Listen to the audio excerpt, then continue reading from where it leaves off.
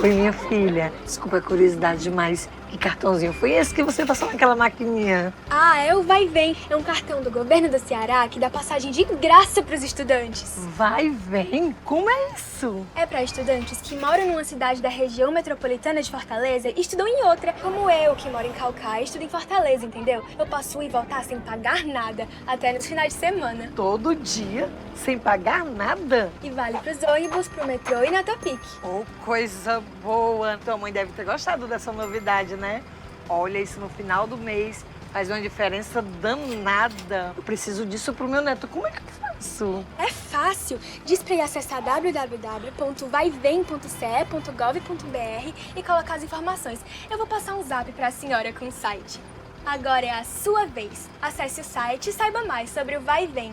Governo do Ceará. Cuidar das pessoas, avançar o Ceará. Olá, Roberto Cláudio nasceu em Fortaleza, no bairro Papicu, em 15 de agosto de 1975. Tem 48 anos e é fruto de uma família de classe média de educadores. Teve uma carreira política que, em seu início, foi meteórica. Logo no segundo mandato de deputado estadual, se tornou presidente da Assembleia Legislativa. Ainda no comando do Poder Legislativo, em 2012, foi candidato a prefeito de Fortaleza, conseguindo a vitória no segundo turno daquela disputa. Assumiu o comando administrativo da quarta maior cidade do país em 2013, permanecendo no posto por 2 mandatos, até 2020, quando trabalhou para eleger seu sucessor, o atual prefeito José Sarto. Em 2022, Roberto Cláudio disputou a eleição para o governo. Foi nesse momento que ocorreram as primeiras grandes turbulências em sua trajetória política, em função de terremotos no interior de seu próprio grupo político. O ex-prefeito sofreu uma derrota na disputa, ficou em terceiro lugar e viu seus ex-aliados Cid Gomes e Camilo Santana vencedores, com a vitória ainda no primeiro turno do atual governador Elmano de Freitas. Enquanto isso, seu partido, o PDT, passava a ser consumido em mais e mais disputas internas que, de certa maneira, duram até hoje. O fato é que o Roberto Cláudio se mantém firme na política e assume papel central de oposição ao grupo que hoje comanda o governo do Ceará. Uma nova disputa pelas prefeituras do Ceará, incluindo Fortaleza, se avizinha e a dinâmica da política está em andamento. É por isso que conversamos hoje com o Roberto Cláudio.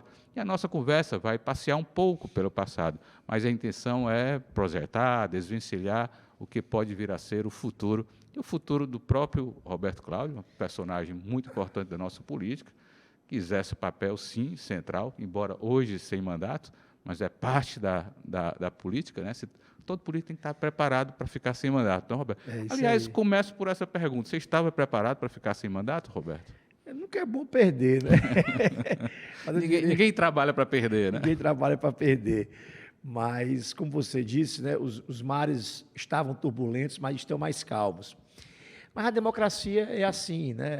As pessoas, às vezes, enchem a boca para se autoproclamarem democratas, né, e apreciadores da democracia, mas muitas vezes não sabem perder, né? A democracia, por natureza, é o melhor regime, né, o melhor regime de organização de governo, porque ela impõe ao povo o direito de mudar, né, de escolher pessoas diferentes, em tempos diferentes, para poder, pelo menos supostamente, na sua opinião, atender às necessidades e expectativas do momento. E quem se apresenta não pode ter a presunção, né, ou a incoerência, muitas vezes, né, de não entender o resultado das urnas. E a gente, como eu disse, como você falou, tivemos aí algumas vitórias ao longo dos anos e tive agora uma primeira derrota eleitoral. Eu fui deputado 2 vezes e prefeito 2 vezes. Isso vem, obviamente, no início, né, com certa dor, com certa dose de incompreensão e depois, com o tempo, com a maturidade. Certa dose de incompreensão de compreensão sua pessoal? Pessoal, às vezes muito menos com o resultado e com o andar da carruagem, com algumas decisões do passado que aconteceram antes da própria eleição, mas acabado o processo, né, quem de fato é democrata tem que não só entender, respeitar e valorizar o resultado das urnas. E para quem perde, a melhor forma de valorizar a opinião pública é ir para a oposição, né, e cumprir o seu papel com humildade, com respeito. A democracia precisa disso. As cooptações tão comuns na política brasileira, infelizmente, na política cearense também, né, e eu já estive do lado do governo. Falo também em tom de uma certa autocrítica, né? Essas cooptações, elas não são saudáveis, né, a natureza democrática do debate público, porque você acaba, de alguma maneira, silenciando ou tentando, né, ensurdecer, muitas vezes, a crítica, né, o conformismo da população com algum problema, a necessidade de debater com mais profundidade. E o governo, os bons governos, eles têm que ter a humildade de não só compreender a crítica, mas de absorvê-la, né, e muitas vezes de corrigir o caminho do próprio governo a partir dela. Então, eu estou agora, como eu disse, aprendendo a fazer oposição. E, obviamente, que isso é um exercício também. Todo dia eu acordo, né, com a nova incitação, com a nova ideia, com um novo movimento político. Então, de alguma maneira, o aspecto, né, para mim, novo de fazer oposição também gera em mim uma nova animação, de poder fazer isso com a maturidade de quem já foi governo, para não também fazer um papel irresponsável, descomprometido, né? Mas fazer isso de forma construtiva também, para ter algum tipo de utilidade para a população. O que é fazer oposição de forma construtiva? Eu hoje tenho clareza. Eu costumo fazer essa pergunta, é sempre uma pergunta assim, muito pertinente. Essa é uma frase, é meio que um chavão repetido, né? E oposição, para mim, a maneira como eu vejo, oposição tem que ser oposição. Ela não vai ser maluca, talvez seja nesse sentido um pouco. Quer dizer, a irresponsabilidade ela não prospera na oposição, mas ela há um tipo que eu acho que não leva a muitos bons caminhos. Mas o que é uma oposição construtiva? É sair dessa armadilha que o Brasil está hoje, sabe, Fábio? De amor e de ódio. Da gente sintetizar e simplificar a política, despertando sentimentos, né? Você fala 2, 3 frases, faz 2, 3 perguntas e você quer dividir o espectro complexo do pensamento da população brasileira a partir de 3 respostas, 3 frases que você faz que despertam amor ou ódio a um e ao outro. É sair dessa armadilha, é ter racionalidade. Você, por exemplo, eu tive com o governador Elmano, após a vitória dele, no encontro do partido, e disse para ele por que eu ia fazer oposição. Disse pessoalmente porque eu perdi uma eleição. Eu fiquei no imprensado, né? De um lado havia, né, uma disputa grande do que era o governo contra uma oposição mais legitimada pelo tempo, que era do capitão Wagner. Então, tinha uma ruptura muito recente e um problema, claro, para mim hoje, de posicionamento da nossa candidatura, que tinha visão, proposta, mas que no universo de identidade da população nem se caracterizava como uma candidatura genuína de governo e nem tinha o tempo já de exercício de oposição da candidatura do então candidato capitão Wagner. Enfim, ao longo, né, do caminho da campanha, né, eu fui cada vez mais entendendo a necessidade do Ceará. A gente precisa debater os assuntos, a gente precisa discutir o futuro do Ceará. Eu passei a perceber com um olhar muito mais crítico, né, porque estava ouvindo a população, a universidade, empresário, trabalhador, prefeito, como as coisas que pareciam estar bem não estavam tão bem, muito pelo contrário, né? E a gente pode falar um pouco mais sobre isso. Falaremos mais adiante. Falaremos mais sobre isso. Então, havia um desafio posto que era um ciclo novo, é o que eu defendia, e cada vez tenho clareza de que é importante o Ceará começar a pensar. Isso não quer dizer que esse ciclo novo é através de mim, mas é preciso, né? Foi isso que eu apresentei como ideia da minha campanha. E acho que o tempo tratará e está tratando de decantar que o Ceará precisa de um ciclo novo. E ciclo novo é ideia nova. É um conjunto de pessoas novas. É a capacidade de você olhar para o passado com a generosidade e respeito às boas ideias, mas com coragem e vontade de romper algumas coisas.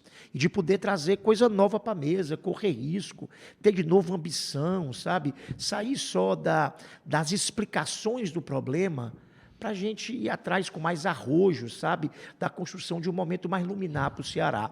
Então, foi isso que me moveu enquanto candidato e é isso que me move para esse debate construtivo. Então, eu tenho tido a delicadeza, o cuidado, quando posso, né, quando eu tenho muito mais ideia dos outros do que minhas, de quando eu faço uma crítica, de poder associar ela a uma sugestão, uma ideia ao governo, sabe, e não fazer isso com fígado, não fazer isso contra as pessoas, não fazer isso contra um partido, fazer isso pelo Ceará, sabe? Claro, aqui e acolá tem uma crítica partidária, aqui e acolá eventualmente é um erro de natureza pessoal, uma decisão pessoal, e quando for nós vamos fazer esse tipo de crítica, mas é sair da superficialidade dessas emoções, né, simplistas, né, do amor e do ódio, e entrar mais na profundidade de um debate que possa mobilizar pessoas que pensem até de um lado, até do outro, mas que lá genuinamente no coração entendam que é preciso a gente discutir os assuntos, sabe? Com verdade, com abertura. Eu acho que isso é o que eu defino, porque, como você tem toda a razão, as pessoas se autoproclamam, né, oposicionistas responsáveis, construtivos e tal, e eu me vejo fazendo isso, e foi boa essa oportunidade de poder explicar. E qual é a diferença entre isso e estar esculhambando o sujeito, né, a família dele, né, estar com uma acusação moral indevida. E muitas vezes gritando, né? Isso não constrói, e gritando, às vezes é a forma, né, não é nem o conteúdo, é isso mesmo. Falávamos antes de começar o programa de o quanto a polarização estava definindo, né, os comportamentos e até, muitas vezes, a atitude do eleitor e o resultado de eleições, né? Ontem mesmo, isso me preocupa muito, né? O presidente da República, Luiz Inácio Lula da Silva, dava uma entrevista, um repórter resolveu perguntar sobre a manifestação promovida pelo ex-presidente Jair Bolsonaro, e quem estava lá vaiou a pergunta, ou vaiou o jornalista, não sei bem. Então, chegamos a esse ponto, né, onde a pergunta não pode ser feita porque ela desagrada. E eu acho isso muito ruim. Você acha que numa eleição municipal, né, onde a eleição municipal, para mim, é a mais importante, é a mais definidora, porque tem uma relação muito forte com o cotidiano do cidadão, é o dia a dia, é o ônibus, é a rua, enfim, é a iluminação da rua dele, é muito forte, é muito impactante para esse cotidiano das pessoas, do eleitor, do cidadão, das famílias, uma eleição no âmbito do município. Esta polarização, você acha que vai influenciar ou vai definir resultados em grandes cidades como Fortaleza, por exemplo? O papel dos cientistas políticos, marqueteiros e dos políticos, né, quererem sempre antecipar o que vai acontecer, né? E muitas vezes a gente quebra a cara. Cada eleição tem uma história muito própria, né, que muito dificilmente se repete, né, exatamente igual. Claro, tem lições que são muitas vezes comuns, mas cada eleição tem uma história muito própria. Assim, o que a gente tem visto ao longo dos anos aqui no Brasil, pós-democratização, isso vale para Fortaleza muito especialmente, mas vale para o Brasil inteiro, é que as eleições municipais, elas são eleições muito distintas das eleições estaduais. E tem características um pouco óbvias, né? Por exemplo, na última eleição, você votava para presidente, né, para governador, para senador, deputado federal e deputado estadual. Naturalmente que numa eleição nacional tão polarizada como estava essa, né, do Lula e do Bolsonaro, naturalmente esse debate ele fica muito maior e foi muito mais preponderante no debate eleitoral do que o debate, por exemplo, sobre o futuro dos estados, sobre o presente e futuro dos estados. Então, a presença de outras lideranças políticas que não são o candidato, ela é muito mais influente, muito mais preponderante numa eleição em que você só vai ter dois candidatos, o a prefeito e ao vereador, e os demais só são coadjuvantes no processo, são apoiadores, são identidades que vão dar alguma legitimidade ao candidato. É assim, eu entendo, inclusive, que uma eleição para prefeito de Fortaleza cobra muito mais no debate pré-eleitoral e no debate eleitoral do que uma eleição para governador. Eu estou falando isso com a experiência de quem foi candidato aos dois cargos. Por quê? Porque o debate é único para prefeito, é só sobre a cidade. Então, é um debate que acontece em entrevistas, em coletivas, né, em debates, até em debates, mas o candidato é exposto a muito mais experiências de interação com a imprensa e com a sociedade civil organizada do que o candidato a governador, porque ele é mais um de um conjunto de candidatos.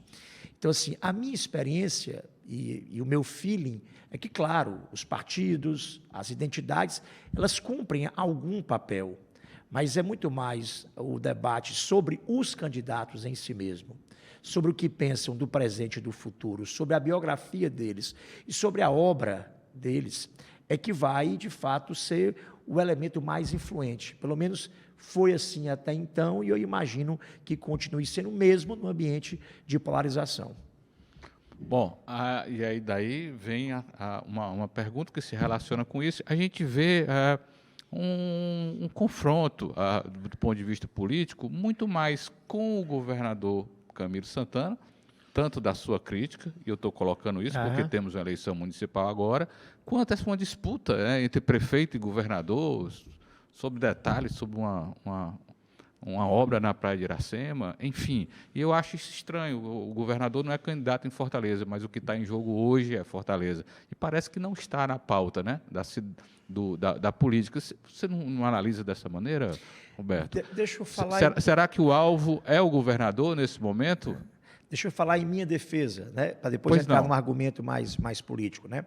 No meu caso... Assim, em sua defesa, embora não tenha sido dirigido a uma crítica... Minha explicação do meu papel, fica à vontade. Sendo mais claro, né? No meu caso, assim, em relação à minha atuação política, eu acabei de sair de uma eleição do governo do estado do Ceará, né? Então, o meu papel, dentro, inclusive, do meu partido, com a autorização do meu partido, conversado com o meu partido, é de, tendo sido um candidato que apresentou um projeto que foi derrotado ao estado do Ceará, o melhor papel que eu posso fazer para o Estado, para o próprio partido, e, enfim, de contribuição, é de poder estar aonde a eleição me deixou, no papel de cobrar, de poder ser vigilante, de poder apontar quando eu acho que está errado, de poder sugerir alguma ideia, como eu faria diferente se fosse eu, diferente do que está sendo feito. E não é um foco contra o governador, é uma atitude de coerência, né, de oposição ao governo do Estado, né? E, nesse caso, assim, é uma explicação do que eu estou fazendo. A outra realidade, uma realidade um pouco diferente, e eu quero segmentar, porque é bem diferente, é o que a Prefeitura está enfrentando em relação ao governo do Estado. A despeito da questão específica que você falou da Ponte dos Ingleses, né, o debate não se limita a isso. Havia uma tradição, né, pelo menos comigo, com o ex-governador Cid e com o próprio ex-governador Camilo, de parcerias aqui na cidade, né? Muitas vezes a prefeitura, diga-se de passagem, ajudando muito mais o governo, né, em alguns momentos, mas havia um ambiente de entendimento, né, que foi rompido unilateralmente pelo governo do Estado após a eleição do governador Eumano. E tem alguns exemplos. O subsídio do transporte público, né, esse aqui é um exemplo. O repasse para o IJF, que é um hospital que atende 51% dos seus atendimentos, não são de Fortaleza, são de outros municípios do estado do Ceará. Repasse de recurso para obras conveniadas com a prefeitura. Repasse com um projeto de microcrédito chamado Mulheres Empreendedoras. Então, assim, em nenhum momento houve qualquer tipo de dificuldade da prefeitura em relação às ações do governo em Fortaleza, e muito mais uma ação unilateral após a eleição, infelizmente, né? É só para poder separar as duas coisas. Eu estou numa atuação política, pelo menos partidária, em nível estadual, mas há, de fato, uma questão acontecendo nesse momento, que é uma atitude pouco, diria, para ser assim mais educado, pouco generosa e de pouca grandiosidade do governo do Estado e do próprio governador em relação ao município de Fortaleza. Me diga o seguinte, a última vez que eu vi isso foi Juracy Magalhães, prefeito de Fortaleza, Tasso Gereissati, governador do Estado. Um não pertencia ao mesmo grupo político do outro. Não me parece... E isso mudou quando Luiziane Lins virou prefeita, apoiou Cid Gomes para o governo, os dois estavam, então, aliados, então as parcerias começaram a fluir, né? E depois, as suas duas gestões como prefeito, com dois governadores aliados, até o fim de suas gestões, praticamente. Isso não é próprio da política também? Ou a nossa política é ruim para que a coisa seja assim? Não deveria ser, né, Fábio? Não deveria ser, né? Estou nem falando em coisas novas, porque, assim, o grande problema é a ruptura, né? Eu não estou nem falando em convênios de demandas novas que a prefeitura teria apresentado ao governo do Estado. Eram políticas em andamento, inclusive que atendiam pessoas de outros municípios, no caso da saúde especificamente, né? E do transporte público também, no caso, muita gente da região metropolitana acaba utilizando o transporte também dentro da cidade de Fortaleza. Enfim, eu considero uma atitude infeliz, né? e pouco generosa para poder ficar por aqui do governador e do governo em relação à cidade de Fortaleza. E o pior, né? Estou falando isso aqui também de forma muito serena.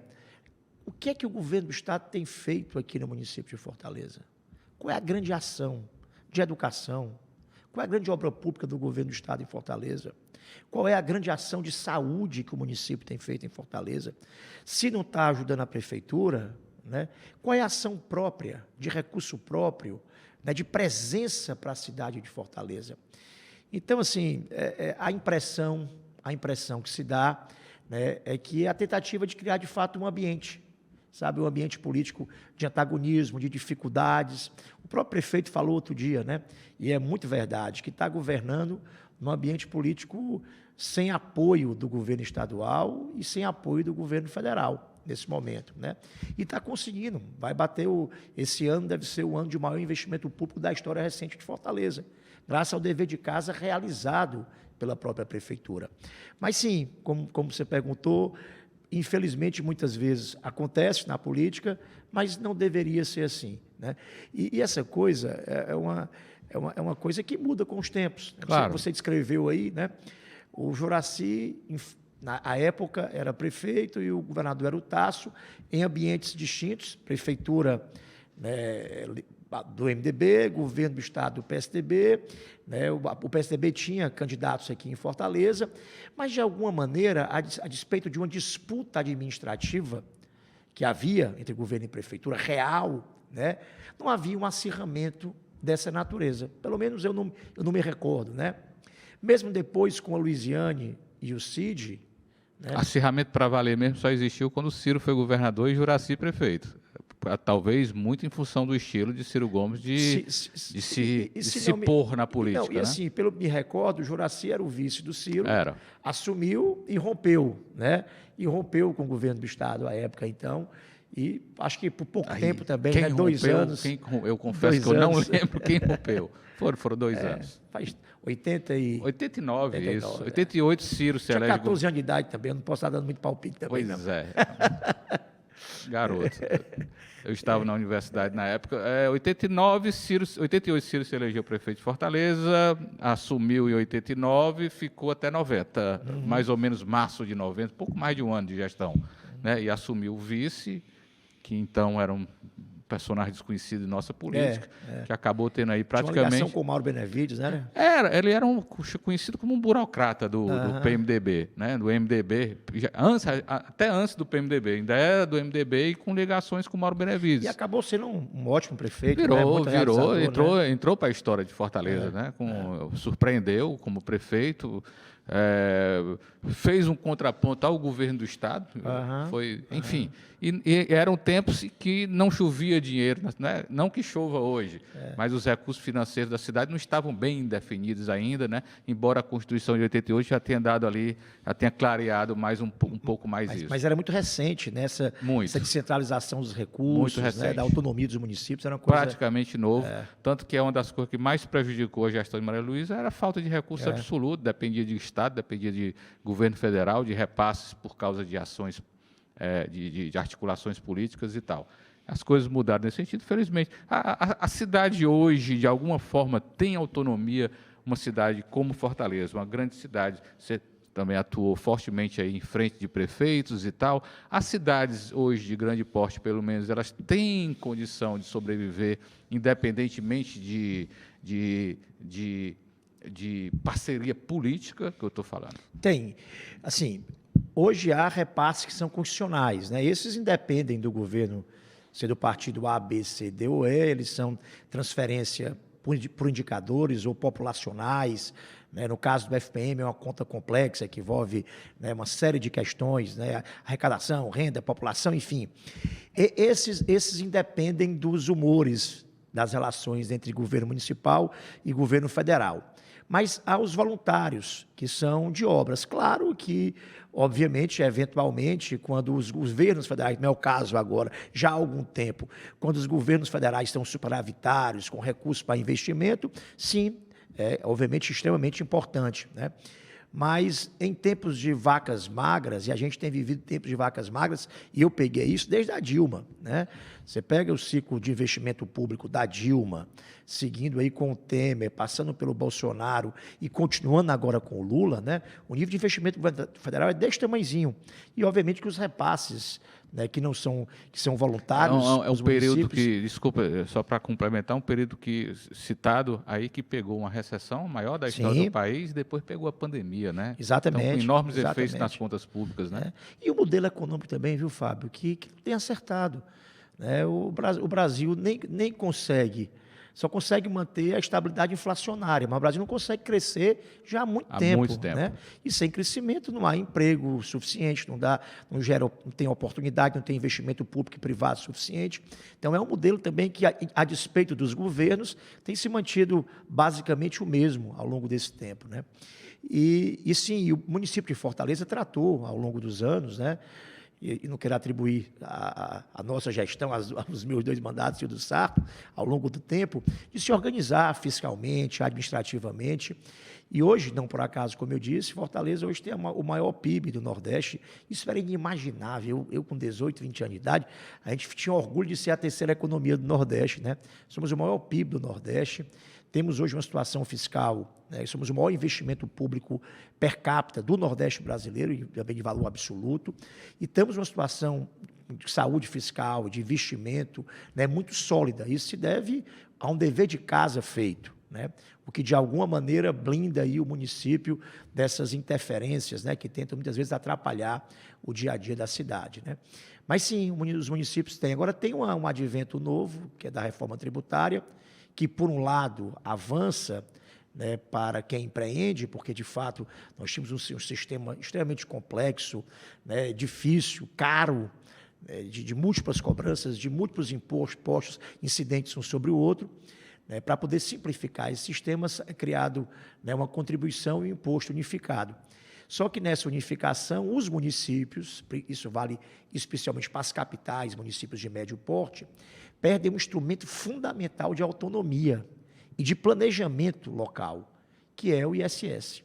Quando você pega, que é o Imposto sobre Serviços, quando você pega a curva histórica da arrecadação do Brasil, o ICMS basicamente tem mantido aí uma curva ali linear. ICMS, Imposto de Mercadorias Circulação Estadual. de mercadorias, né, que é estadual.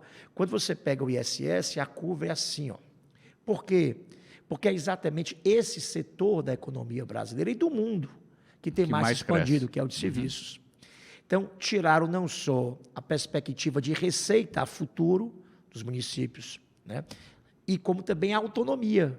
Porque, por exemplo, hoje aqui em Fortaleza há uma lei, de muitas que existiram, vou dar a mais recente aí, que é a lei que reduz o ISS para investidores na área de economia criativa para a Praia de Iracema. Então, esse tipo de instrumento que o município tem de autonomia para poder desenvolver algumas áreas da cidade e a economia dessas áreas, o município perde.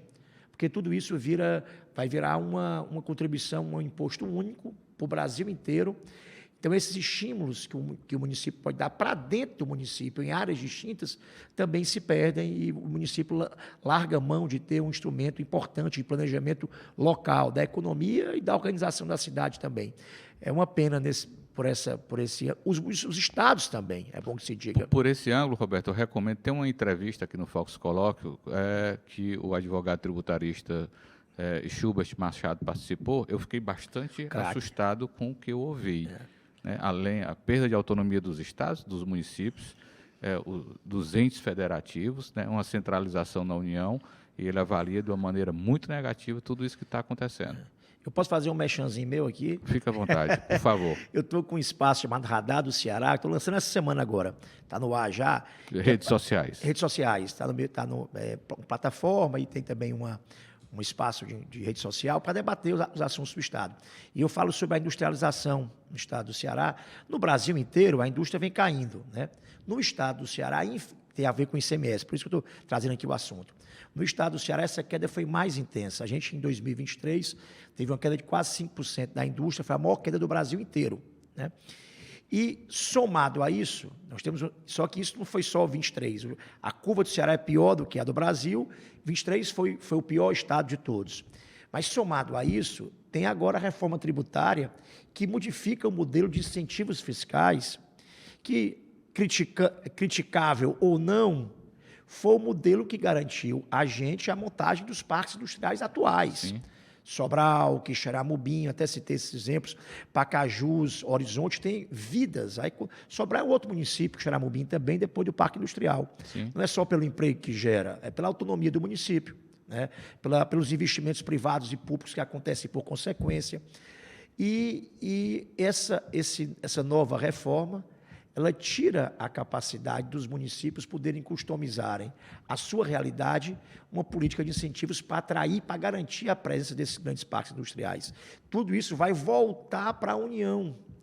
Então, a União vai ter, de novo, o poder concentrado em Brasília para poder decidir como é que vão existir esses incentivos compensatórios, né, para os estados. Com um conselhão lá super poderoso, que ninguém sabe Certamente como é que vai ser a composição. Deverá, mais uma vez, o grande capital. E vai virar um novo lugar em especial para a política trabalhar nomes e indicações e tal, porque vai ser muito poderoso esse conselho. Foi uma das coisas que mais me assustou dessa proposta de reforma tributária. Porque é para futuro, né? O conselho não foi definido ainda, né? Não foi. O pior, viu, Fábio, é assim, só para fazer uma linha aqui de conexão sobre como os argumentos se encaixam. A gente está falando há pouco, começamos o debate sobre a Constituição de 88. Sim. E como ela descentralizou responsabilidades e deu aos municípios novo papel. E estamos falando de uma reforma tributária valendo já a partir de 2024, que está dando um passo para trás, né? Recuando na autonomia municipal que é um grande erro. E reconcentrando em Brasília poder. Que é um grande erro. Então, assim, é uma contradição, né, que a gente vai precisar... Eu tenho uma crença de que, como essa reforma foi feita muito para frente, né, não é uma crença que eu queira, não. Eu imagino. Ela tem tantas complexidades operacionais. Desejo. Não é um desejo, não. É o desejo. É uma percepção. Ela tem tantas complexidades operacionais e tantos questionamentos que jurídicos não funcionará. Que quando ela começar a funcionar, já vai estar há tanto tempo da sua primeira aprovação, que é bem possível que os questionamentos modifiquem bastante o formato original que ela foi aprovada. Que assim seja, é exatamente esse ponto. A gente começou aqui falando exatamente disso, que a vida está nos municípios, é nos municípios que tem que estar o dinheiro também. É isso Eu aí. sempre defendi isso. Tinha uma frase do ex-ministro da Fazenda, da época de Bolsonaro, não vou entrar no mérito de suas qualidades, nem da qualidade do governo, mas que eu achava muito verdadeira, né? Menos Brasília e mais os municípios, né? Não tenha dúvida, porque é onde as coisas acontecem, é onde se resolve. Você imagina uma burocracia de dinheiro vindo de Brasília, tramitação disso, passando por ministro, aí tem influência de deputado federal, de governador para isso, aí o prefeito tem que pedir a um e a outro, enfim, não pode funcionar isso. E, Fábio, sabe o que é o pior? Essa pauta é uma pauta muito forte à frente da Nacional dos Prefeitos, a FNP, né? Se você olhar também as legislações que aconteceram de 88 para cá, se de um lado foi descentralizado boa parte dos recursos e repasses, por outro, foram criadas muitas vinculações orçamentárias. E, além de vinculações, pisos e instrumentos de vinculação de gastos dos municípios. Por exemplo, piso do agente de saúde comunitário, todos muito justos, piso dos professores. Né? Agora, em discussão, o piso da enfermagem. Né? E nenhum desses, tirando os professores, nenhum desses, né, há um repasse federal que garanta o pagamento daquilo que foi aprovado. Então, você vai aumentando e assoberbando aí a participação municipal nos gastos públicos. O maior exemplo é a saúde, né? Os municípios gastam quase 2 vezes o que a Constituição exige que eles gastem, porque no final a cobrança é na porta da prefeitura municipal. O paciente não quer saber se essa cirurgia de câncer é com recurso federal, é com recurso estadual, ele quer receber a cirurgia e o ente mais perto e mais próximo de se cobrar é o município, né? Então, os municípios acabam respondendo com gastos adicionais que são insuficientes para a população sempre, mas na perspectiva federativa, os municípios estão fazendo muito mais investimentos sociais do que a União, que é quem tem concentrado cada vez mais e agora mais ainda o bolo da arrecadação do país. Enfim. Roberto, vamos falar um pouco de política. Temos um ano de eleições, está se aproximando aí já o processo mais quente, já está chegando aí o momento das convenções, 4 meses, né? Aí pela frente. Isso aí. Enfim, Eu queria sua análise desse quadro. Nós temos um quadro que tem o prefeito que vai disputar a reeleição, não há dúvida quanto a isso, não é? Não, Nenhuma dúvida quanto a isso. O prefeito José Sarto vai disputar a reeleição.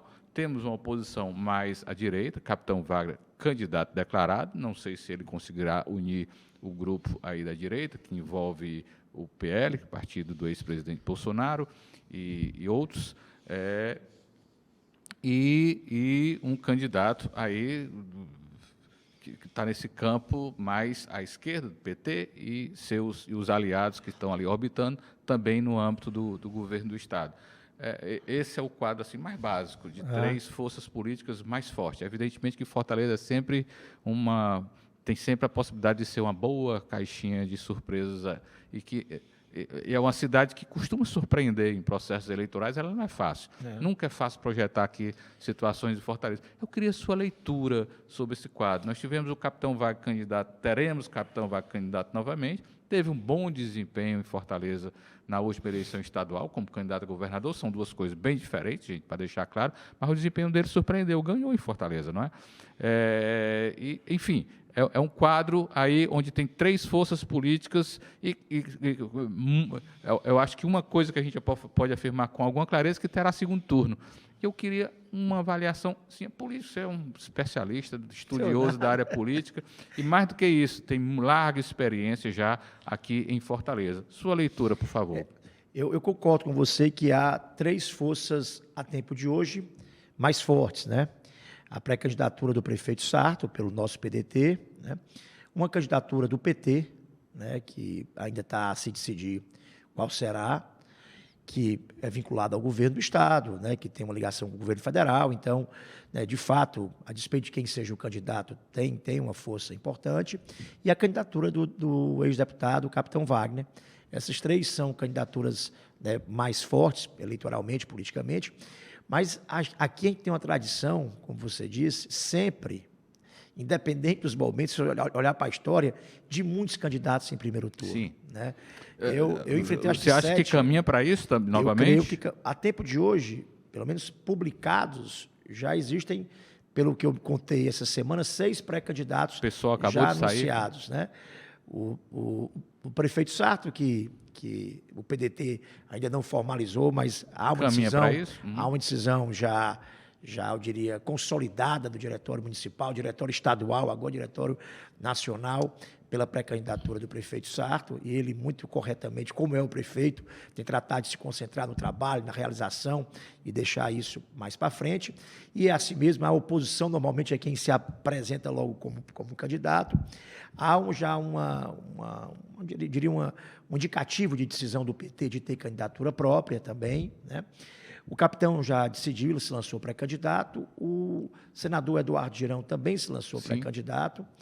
O PL já lançou também um pré-candidato, que é o deputado André Fernandes, e o PSOL lançou, agora essa semana, o Técio, né, como pré-candidato do PSOL. Então, é um cenário a tempo de hoje com 6 candidatos. 6 candidatos. Né? Nessas eleições, né, de muitos candidatos, em primeiro turno, naturalmente, né, há uma tendência, né, de ser uma eleição em 2 turnos. Mas, falando pelo PDT, nós estamos com muita fé, com muito otimismo, né, com crescimento político, com crescimento e florescimento dos resultados ao longo do ano passado, desse ano, da gestão do prefeito Sarto. Há uma curva de fortalecimento, né, entre os vereadores, da nossa base política, né, nas comunidades da cidade de Fortaleza, e tem crescido, eu diria, a força da pré-candidatura do PDT, que é a da pré-candidatura do prefeito Sarto. Mas, claro, como você mesmo disse, né, Fortaleza, a gente precisa sempre, em toda eleição, sempre caminhar com muita convicção das ideias, do projeto maior para a cidade, que vai estar em campo. Não é só a eleição de um partido contra o outro, de A versus B versus C. É o presente e o futuro da cidade, né? O destino das UPAs, da escola em tempo integral, das obras de mobilidade urbana, do que está acontecendo na cidade nesse momento, da solidez fiscal do município. É isso que interessa, de fato, à população de Fortaleza, e é isso que certamente estará sob o escrutínio da população ao longo dos próximos meses, né? A gente não pode cair né, ser na mesma armadilha, né, das emoções superficiais falarem mais alto do que o debate concreto sobre o futuro da cidade de Fortaleza. E por isso mesmo que é muito importante ter humildade nesse processo pré-eleitoral e eleitoral. O que eu vejo muitas vezes é que vai uma cutucada mesmo ao PT, né? É um afobamento, sabe? Ano passado, o governo começou a trabalhar, já discutindo a candidatura de prefeito do PT desse ano, sabe? É buscar, assim, com uma certa soberba, sabe? Uma certa falta de humildade, né? Um tipo de alinhamento que normalmente Fortaleza rejeitou, que é o poder todo, o governo federal, o governo estadual e o governo municipal, na mão de um partido só. E o que é pior, né? Sem dar as respostas e resultados que a população precisa. Muito mais para um projeto pessoal e partidário de poder do que mesmo uma preocupação em melhorar a vida das pessoas genuinamente, né? Então, assim, é meio assustador ver essa ansiedade, né, e falta de humildade e arrogância mesmo, né, de como o PT está enxergando as eleições municipais do estado do Ceará inteiro, e em especial aqui da cidade de Fortaleza, como se isso fosse um jogo de carta marcada, que é só apresentar o nome que os apoiadores aí vão apoiar, e na hora para capar o povo vai seguir o caminho que eles mandarem, como se Fortaleza não fosse uma cidade rebelde, que tem horror à marra, que não aceita nenhum tipo de autoritarismo de qualquer lado, de esquerda ou de direita, né? E que tem voz própria, em que nesse momento, e Fortaleza sempre foi uma cidade de vanguarda, em que nessas horas, né, a humildade, o trabalho, né, e é nisso que nós estamos apostando, é um elemento diferencial nesse debate sobre a eleição de Fortaleza, que está começando ainda, muito engateando ainda. Fevereiro, né? Enfim, a crônica política tem essa mania também de antecipar essas coisas aí, viu? Pois é. É próprio do jornalismo político. E político. os políticos mais ainda. Gostam.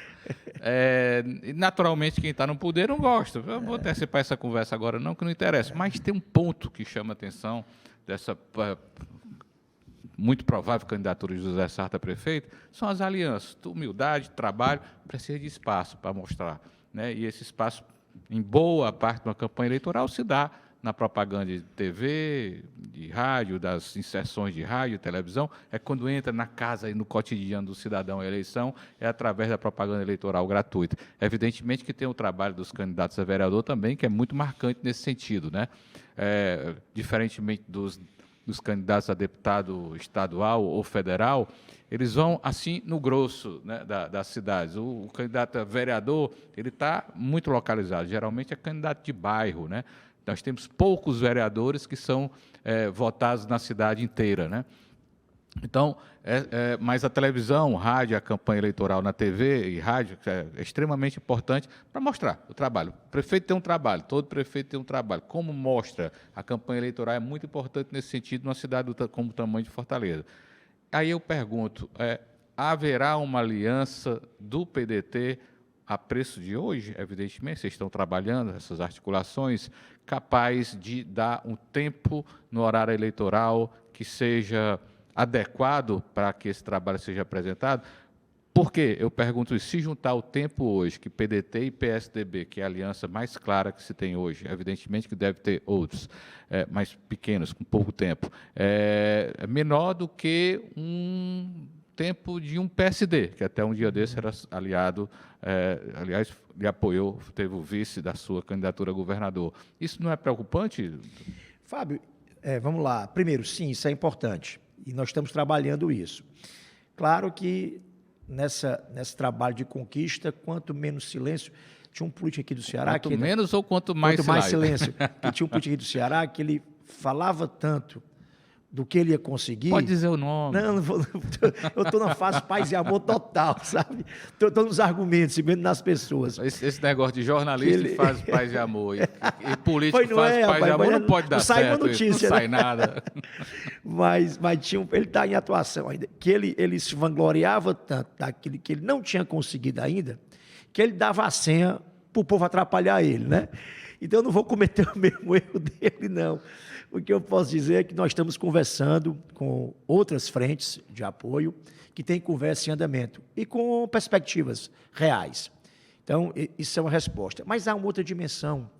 A gente falava aqui muito informalmente, aqui, antes de conversar, sobre as redes sociais, né? Claro, como eu disse, sim, isso Claro, é importante. sim, fato. Mas há um outro elemento que tem modificado a formação da opinião pública e a decisão do voto, inclusive o tempo de decisão do voto. Era muito comum que 15, 20 dias antes das eleições, tirando os fenômenos que fugiam à regra, né, na pesquisa de boca de urna, mais ou menos a tendência das pesquisas da campanha iam sedimentando a opinião do voto ali 10, 15 dias antes. Mesmo. Definitivamente, essa não é mais a realidade do mundo, não é do Brasil. As decisões do voto, elas têm ficado cada vez mais próximas à data da eleição e cada vez mais definidas por elementos que estão fora do controle dessas campanhas antigas, né? A rede social cumpre um papel novíssimo nisso, né? E não é só as redes sociais formais, não são os perfis formais, são as conversas informais entre grupos de família, entre grupos de zap, entre comunidades virtuais que vão, de identidades ou falta delas, que vão dando um destino aí a essa decisão muito mais complexo, muito menos controlável, né? E muito mais próximo da data. Então, assim, eu diria que sim, a TV, o Tempo TV tem uma importância, mas cada vez muito menor do que ele já teve. Estou dizendo isso para não negar a importância, claro, sem e dúvida. dizer que nós estamos focados, concordo com a enquanto análise, partido, em buscar esse tipo de ampliação, né, da base de apoio. A despeito de ter um outro elemento que a pré-candidatura do prefeito Sarto tem, que nenhuma das demais tem, nem de perto, que é o apoio, também muito importante em Fortaleza, de lideranças comunitárias e políticas em Fortaleza. Se você olhar a quantidade de vereadores, de suplentes de vereadores, lideranças comunitárias importantes, né, legítimas, que têm força na opinião pública, que estão apoiando a pré-candidatura do Sarto, assim, é bem maior, né, do que as demais. Isso também é um elemento muito importante, mas faço aqui um reward, né, um retorno para a principal resposta de tudo isso. Fortaleza é uma cidade de vanguarda, que não gosta de amarras, que não gosta de jogo marcado antes da hora e que aprecia a humildade, o trabalho, o respeito, né, ao processo de discussão do presente e do futuro. E é nisso que eu coloco grande parte aí da minha fé e do meu otimismo em relação, além da própria obra, da realização, que é o que legitima, né, do prefeito Sarto em relação à sua pré-candidatura. Prefeito, eu acho que algum ponto mais que gostaria de abordar, que, enfim, que deixamos... Tem mais uns três entrevistas dessas. Não, o tempo da entrevista, né, como eu lhe disse, né, a gente está vivendo um ano de campanha eleitoral, sucessão em Fortaleza e nos municípios do Brasil inteiro, são mais de 5 mil municípios. Então, a gente acaba trabalhando isso, mas também é muito cedo ainda para fazer uma avaliação mais objetiva e mais clara do que está acontecendo. Isso aí está cedo mesmo. Até porque, assim, essas coisas, a política cada vez mais, né, ela tem circunstâncias que despertam, né, assim, os sentimentos, né, que são agudos, abruptos, mas que têm efeito, né, assim, demora um tempinho para surtir um efeito na opinião pública, né? Então, acho que tem muita coisa aí para acontecer entre fevereiro, né, e agosto desse ano. E o principal, assim, que tem sido uma preocupação objetiva do Sarto, e eu acho que eu faria exatamente igual, é que ele estando sentado na cadeira de prefeito, com tanta responsabilidade, entrega, obra, ação para fazer, é dar o foco dele nisso, né? E é isso que o PDT tem seguido. Claro, nós temos tratado de organizar a chapa de vereadores, a gente está com a ambição, uma missão de repetir a maior bancada. Estamos com a meta de fazer que fazemos 14 vereadores nessa eleição, estamos trabalhando para isso partidariamente, mas seguindo a orientação do Sarto, que é não deixar que os adversários, os outros partidos fiquem falando de eleição, focar no trabalho, na cidade, no debate dos assuntos. Do outro lado, eu também tenho me entretido aí junto com o deputado André Figueiredo, sob a liderança dele, do professor Flávio Torres, nessa reorganização do partido em muitos municípios do Ceará. Então, vem muita novidade aí, muitos pré-candidatos, há um fenômeno novo acontecendo, depois... Qual? Eu vou explicar aqui agora, muito candidato de oposição local, tá certo? Em que o candidato da base é do PT ou é de um partido muito vinculado ao governo, né, tem nos procurado para se filiar ao PDT, para ter a garantia, a segurança de uma candidatura com apoio nos seus municípios. Então, a despeito das 30 e poucos prefeitos terem, de fato, saído do PDT... O PDT está com quantos hoje? 10 ou são 11? 10, são 11, mas tem um que estava numa situação ainda de decisão, então nós temos garantidos aí 10 prefeitos no PDT, o que é muito. E algumas dezenas de oposições, pelo que você está colocando. E certamente mais de 50 Isso é candidaturas. extremamente importante. As pessoas falam muito de prefeito, mas os prefeitos perdem a eleição também. É isso né? aí. E quem ganha é a oposição. É importante contar com a oposição. E, Fábio, assim, a natureza da política no Brasil, o Ceará talvez só agudize um pouco disso no tempo para cá, essa coisa dessas frentes amplas de governo, né, que todo mundo vai se abrigar no governo, nem que 4 anos depois saia de novo, né? Mas uma tendência de uma sobrevivência, né? E tal. Eu estava comentando outro dia, olha, pessoal, nós somos um partido que se assumiu independente, né? A bancada do PDT, os 4 que ficaram, fazem oposição ao governo. Então, partido de oposição é, por definição, minoritário. Senão, Sim, não claro, era governo. não era governo, claro. Se não era governo. Então, a gente ser hoje uma força política de oposição responsável, construtiva e de independência, a temática de oposição, porque convive com comportamentos ainda de gente que tem alguma ligação ainda, né, com o governo e tal. A gente tem 4 deputados de oposição, 10 prefeitos, e temos aí mais de 50 candidatos, pré-candidatos a prefeito. Então, qual é o partido de independência de oposição que tem esse tamanho? Então, é por aí que a gente está reorganizando o PDT. E a gente tem conversado muito internamente de aproveitar esse momento em que a gente não é o partido do abolição, né, o partido do governo, ou o plano B do governo, né, ou o puxadinho do governo, para a gente se aproximar cada vez mais da população, sabe? Construir conexões com entidades do mundo empresarial, com entidades do mundo acadêmico, certo? Muita gente interessante nova aí, em conselhos profissionais, debatendo, que não é de partido nenhum, mas que quer ter uma influência no debate do Estado, sabe? Aproveitar para a gente se conectar, se aproximar e ouvir esse pessoal. Eu falei aqui mais cedo que eu defendi e cada vez mais vejo a necessidade de um ciclo novo. E ciclo novo não se faz com arrogância. A gente vai chamar os outros para compor com a gente. Não é isso, não. É baixar a bola, ouvir gente de fora da política, entender quais são ideias novas, fazer uma autocrítica generosa, sabe? Olhar para o estado do Ceará com o olhar da crítica, mas também do potencial. Está cheio de gente interessante, bacana. Não é querendo vir para o partido, não é querendo ser candidato, querendo ser ouvido, sabe? Então, acho que o nosso papel agora é esse.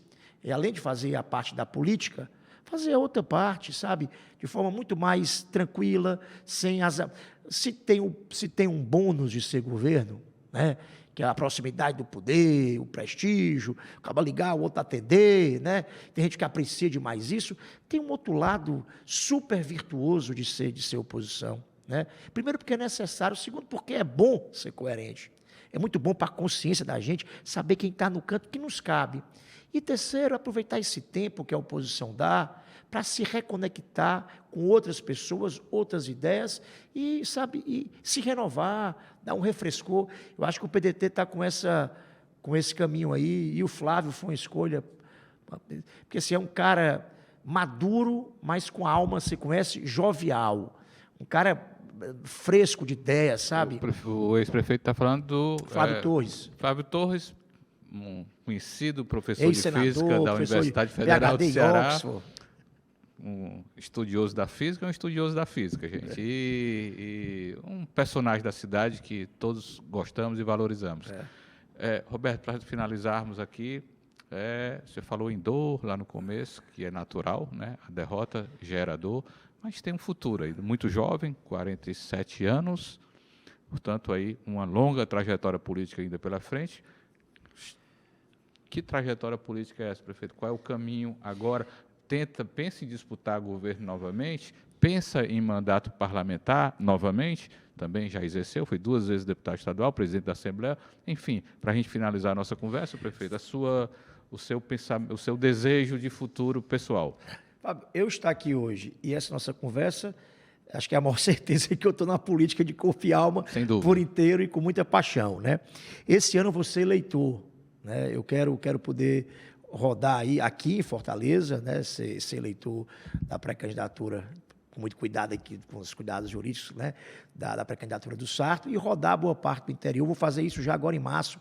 Vou rodar eu, o André, vamos começar aí o Ciro, vamos fazer uma primeira rodada agora, no comecinho de março, dia 7, 8 e 9, vamos ter outra na segunda semana. Vamos rodar o estado do Ceará para fortalecer também o partido, as pré-candidaturas e conversar com essas pessoas novas e ideias novas e tal. Mas em 26, sim, pretendo, me imagino candidato a algum cargo eletivo, mas não faço disso assim uma ambição pessoal. Vamos construir. Algum cargo eletivo Não, significa que está agora, aberto? Nesse momento, Fábio, é muito prematuro, seria muito personalismo, sabe? Se a gente está construindo uma oposição e querendo, como eu disse, se conectar com pessoas e com ideias, qualquer tipo de imposição de desejo, ela desconstrói, ela não constrói, né? Eu quero contribuir para chegarmos em 26 com um projeto forte de oposição que represente essa ideia, um ciclo de pessoas Mas novas, deixa eu lhe ideias perguntar, novas. assim, pessoalmente, todo mundo tem uma história de vida, desejo, eu gostaria, um dia eu já gostei, talvez. Brasília, por exemplo, um mandato parlamentar federal estaria entre as suas possibilidades? Já tinha pensado nisso, como, seria legal eu ter essa experiência? Quem está na política como eu estou, tem que estar pronto para tudo, né?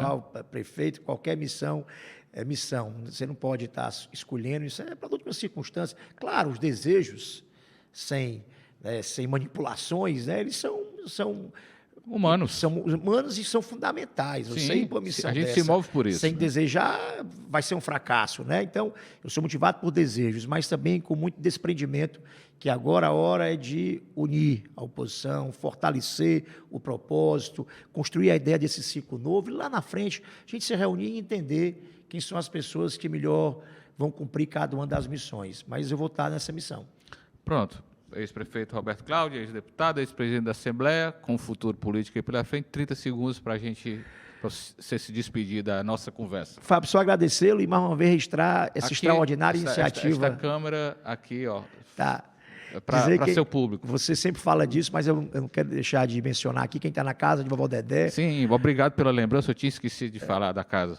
E um dos projetos mais extraordinários desse estado, o negócio, senta por essa porta, a gente está aqui perto da Barra do Ceará, senta por essa porta aqui e você vê sonho, né? Eu estava dizendo para o rapaz que me entrevistou, um jovem estudante, né? A pessoa quando entra aqui, eu imagino que o olho fica brilhando, né? Eu vou ser diretor de cinema, vou ser fotógrafo, eu vou ser artista, eu vou ser apresentador de TV, vou ser dançarino. Então, é despertar o desejo do jovem, dando essa qualidade de formação técnica, profissional, é algo extraordinário. E fazer isso de coração, sem ser uma responsabilidade pública, tem muito mais valor ainda. Então, muito obrigado pelo convite, Fábio. Parabenizar em nome do Wagner essa mágica iniciativa que é a Casa de Vovó Dedé. Eu que agradeço, Roberto, sua presença, Obrigado. sempre gentil, e até a próxima. Valeu.